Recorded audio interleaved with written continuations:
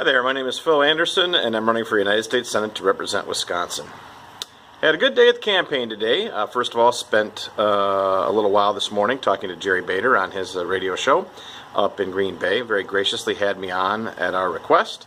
And it was a short-ish interview, but went very, very well and well received. Also found out this morning that the Chicago Tribune has endorsed Gary Johnson for president. And not only did they endorse him, as have the Detroit newspaper, which I can't remember the name of, and some other major newspapers, but they did it very eloquently. They pointed out the fact that basically people should be ready to give up on the Democrat and the Republican Party. Not just the nominees, but the parties themselves. And I, of course, agree with that.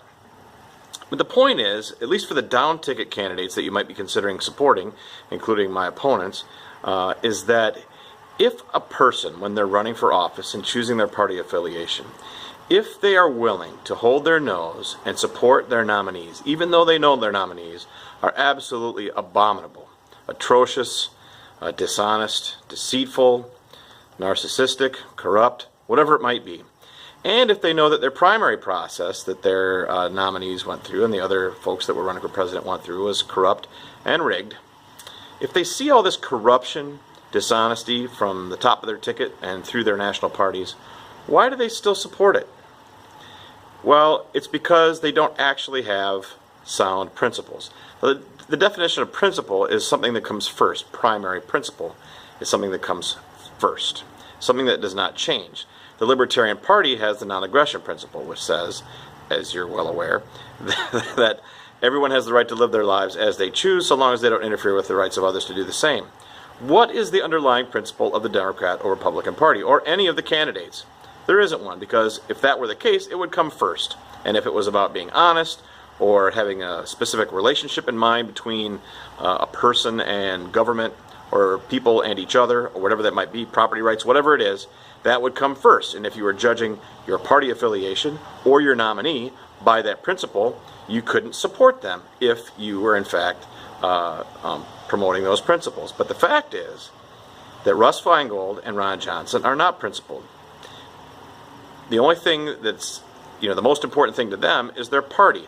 That's a source of money, that's a source of identity, that has volunteers, it has a loose set of, somewhat flexible set of platform planks and positions on issues that change over time. Just look at the Democrat Party's position on immigration, how it's changed in the last 20 years, or how the Republican Party's position on taxes and the size of government has changed over the years. They're very, very flexible, not principled.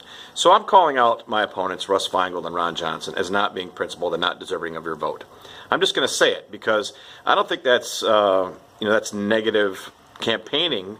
That's just pointing out the obvious. Any candidate, Republican or Democrat, Green Party, Libertarian, whatever, if you put your party, the best interests of your party, the best interests of your nominee, your own financial or powerful interests ahead of the idea that there are some things that should come first, and that is a principle, then you're not worthy of anyone's vote. And that's why, although I don't agree with Gary Johnson on a ton of things, not everything, a lot of things, but not everything, that I'm happy to support him and happy that the Chicago Tribune endorsed him today, and for the right reason. He's honest and principled. There's certain things that he holds to that are true, and they're enduring, and they've been the same more or less through his whole political career, and he's espousing them now. And he says them to every newspaper that interviews him, for an editorial or for an endorsement. He says it in debates. He says it in town halls. He says it everywhere he goes. It's the same things, the non-aggression principle. So I am proud to support Gary Johnson, although I don't agree with him on everything.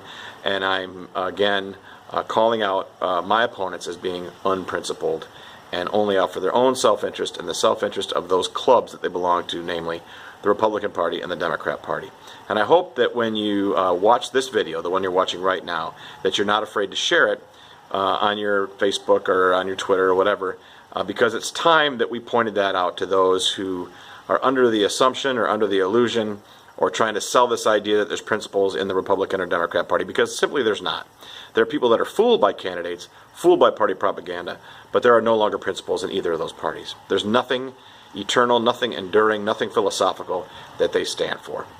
And it's sad, but it's only sad insofar as there are people fooled by it and still giving their hard-earned money and their time and their efforts and their voices to supporting these corrupt organizations that seek only to divide us and only to dominate American politics and government by dividing us under these false sort of platform planks. Really, they're a lot closer together, a lot more the same than a lot of the Democrats and Republicans realize. But it's our job as libertarians and libertarian candidates to point that out, that to dissent to the two-party system and to the corruption that it has engendered over the last, I don't know how many decades, a long, long time. So that's what I have for tonight. I hope that you'll come out and join us tomorrow morning at the Farmers Market, Dane County Farmers Market, right on the square. After that, we'll be at the Midwest Marijuana Harvest Fest on Library Mall tomorrow afternoon, and then on Sunday, and I'll be speaking right before the march, about 4 o'clock, 3:30, 4 o'clock on Sunday on Library Mall, and then we'll be marching up State Street to the square, where other legislators of other parties who happen to be in favor of legalizing marijuana will speak. State legislators who have a better chance of getting something done in Wisconsin, you would think, but I'll fight for legalizing marijuana at the federal level, for decriminalizing it at least, but legalizing it and getting it removed from the list of banned substances, because that's absolutely ludicrous. But that was last night's video, so sorry, I'm running on. Hopefully I'll see you all tomorrow. Stay in touch with the campaign at forphilanderson.org or facebook.com/Anderson for U.S. Senate. Thanks and good night.